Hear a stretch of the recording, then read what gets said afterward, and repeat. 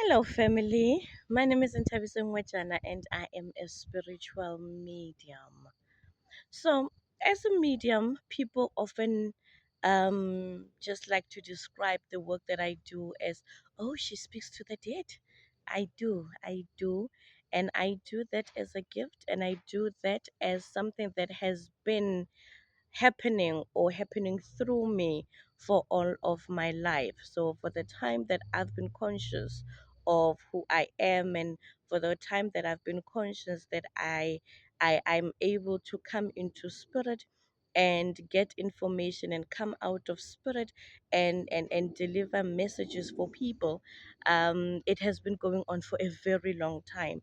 I think it became very clear quite in my teenage years, as most people would then realize that, oh, there's something a little bit odd that happens with me that does not happen with any other person.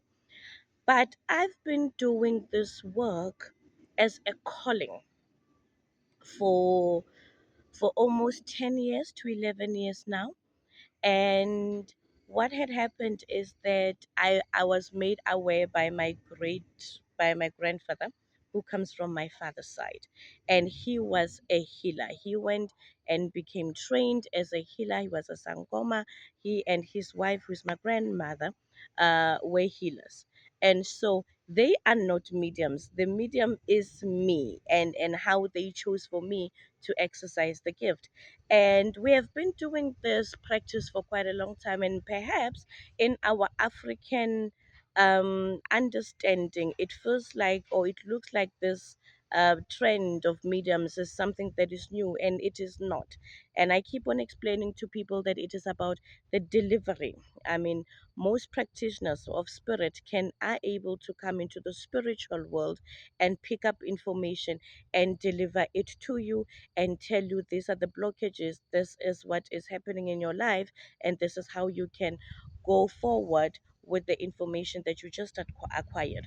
And now, I'm going to say the phenomenon, when the phenomenon of mediums came in, we then just said, mediums are just able to speak to the dead.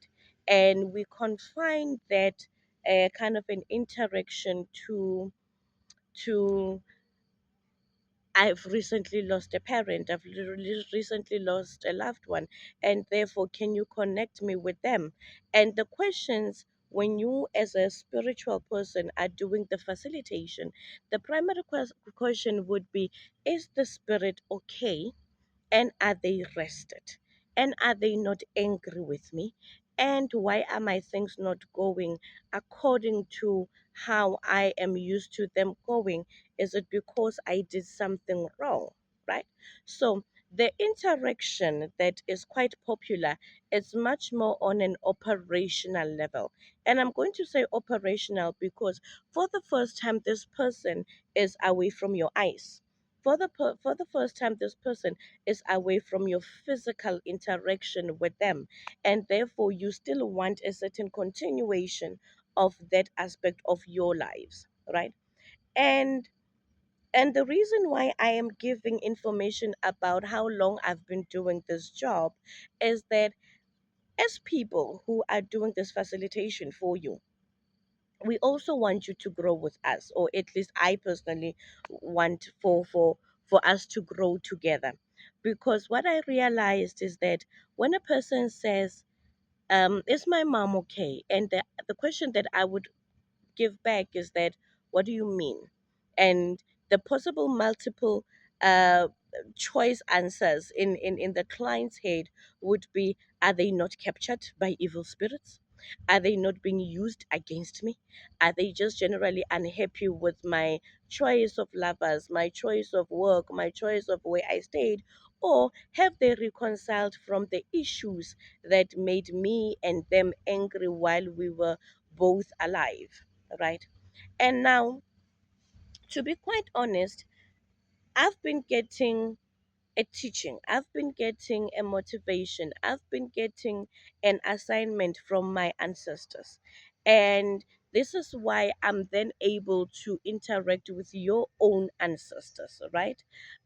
Because now, when I talk about my gift, when I talk about my gift, and And the person that has called me, this is my grandfather, whose name is Tebing. And that is why we have Tebing International and Tebing everything right now to our product line and everything else. Now, I wanted to conscientize you and say we are moving in a space where if you just want to talk to a person that has passed on, I want to say that is an entry point of spirituality for you, an entry point of spirituality into the ancestral loop. And when we talk about speaking or doing crossovers for the purpose of growth, I want us then to broaden our mind and broaden our thinking around interaction with spirits. So if you are then saying, "Is my mom okay?" Yes, your mom okay. I mean, your mom is okay. My mom is not being angry with me. No, she's not. And you walk away. I want to encourage you that let us find a point in interaction. Let us amplify what we discuss with our ancestors when we do crossovers. So let us change the discourse, because now your mom is just one person in the entire ancestral community. And now I want the next phase of how we do crossovers to then speak to how are you going to be an ancestor yourself? What kind of an ancestor are you going to be? And when you are talking to your mom, get to a point where you are asking about who is she with? What are they doing? What is the ancestral pattern of my lineage that needs healing? What is the ancestral pattern of my lineage that needs to be amplified and glorified and continued on? So that after that you do not get to dwell on I want to interact with a spirit now based on physical interaction. And by so doing, when you are getting somebody who is a spiritual facilitator like I am, and you are getting a physical person that you are accustomed to, like your parent or your brother or whoever, and they are in an ancestral realm, and it is proper for you to ask them, what is the magic of the family? What are the cries of the family? What are the issues that we need to heal in the family? And let me just give a practical example. There are people who the entire lineage has passed on because of depression or diabetes or high blood. So then it does not just become a health issue, it becomes an ancestral systematic issue. So, meaning that whether people are coming in the world or are going out of the world, they are just bound to be encapsulated by one thing that will happen. That you can almost tell, oh, a new little baby is born. Okay, then we know, oh, they're eventually going to die of diabetes or high blood. Then it becomes an ancestral systemic issue of the family. And therefore, we need to then come into spirit and ask, how can we heal our patterns? How can we correct certain things? The things that have worked, whether we were we were prolific politicians, whether we were teachers, whether we were healers, whether we were diviners, whether nerele bathandazeli diviners. So anybody can pray. Everybody has the ability to pray, and then they will get the answer as to whatever request that they are giving out. But there were people that we know, other people in the community used to come to my gogo, and my gogo will pray and their circumstances will change. And then we say there is a gift that exists in the family, but we can only confine it to this particular gogo. And when a person does a crossover to this gogo, you need to push it, people will say go deeper, Papa. we need to go deeper, Papa, and go deeper, Mama, in this kind of interaction in crossovers to say this particular magic of our family, how can we download it so that it impacts the next generation? So, what am I saying?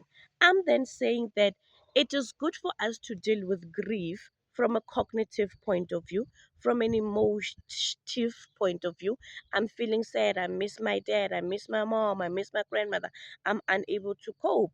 And you would find mechanisms, whether it is going to the graves, or it is through therapy, or it is just through talking to other people who have lost the same person, and we can come together and share our grief. But there are other ways of how can we then change the entire movement of our family now that we have a representative in spirit. And so when we are asking this gogo who was motho wa thadi tlhogwana, who ne le motho wa ditlhogwana, o le motho wa go rapella batho, o le motho who could help people with who was a proper midwife, who was anything that they used to do that we can salvage and understand what are they gifting us as a family and how can we push that going forward, then please let us do that in our crossovers so that when we speak of generational wealth, we are just not speaking of um I live in a mansion somewhere and my children will inherit it and I put a trust fund, but we leave it at that, and we do not leave anything for our children to understand how they can replicate the model with the assistance of our ancestors. And that is why I am then saying when we come for crossovers, which a crossover, it is us summoning a particular spirit and calling this person to come forth and ask them about certain things of their life, or we let them do and tell us what they are feeling, what they are saying, and how they have come, how they have reconciled the issues of the time that they were on earth and the time that they are in spiritual realm. And because now they have proper insight of what is in their spiritual realm, they are our best ally to tell us how we can all live our lives. And so people would come and say, we are fighting over a house and we want to understand what Mama is saying about it. That's all and well, and Mama will talk about it. But we need to understand, why do we keep on fighting over houses? Why do we have a problem of people just not having their own houses? Why was Mama not married and living into grandmother's home and grandmother living in great grandmother's home? So, what is the blockage?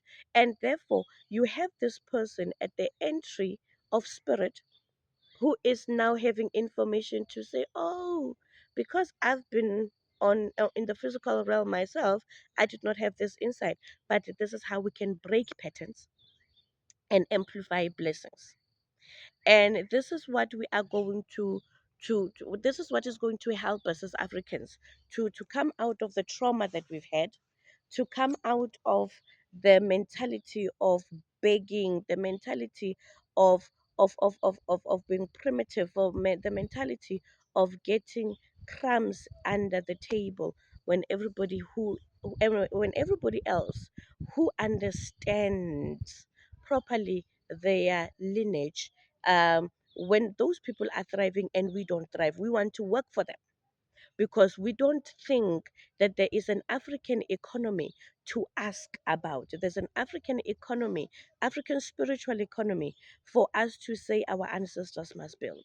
So we are all good for saying people must be employed. That's good because we can't all run businesses and we can't all be farmers and we can't all. There's a value chain, obviously, of economics that needs to work, but we need to. I encourage everybody else when you are talking, even when you're doing your connection, because after you've done a crossover with me, the relationship is now between you and the loved one so that you can do a continuation of that as you would normally be talking to them if they were in the spiritual realm. So what I'm trying to say, ladies and gentlemen, is that there is a lot for us to explore with crossovers.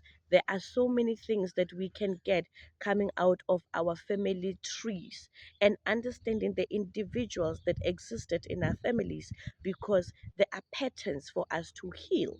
So if there is a if your people are susceptible to to being used in spirit, find out why. Find out why, right?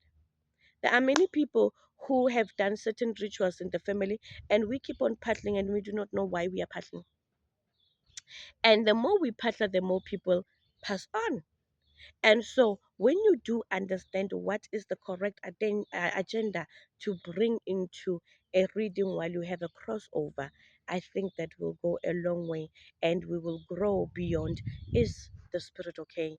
Are they not angry with me? Some spirits are angry, but not all are. Some spirits want to be part of a revolution that is currently going on in the spiritual realm, and some spirits want to build economies of their own families. Some people want to revive their own crowns as people who were healers of the thrones, as people who were royals. They still want to salvage that in their own bloodline or through their own bloodline.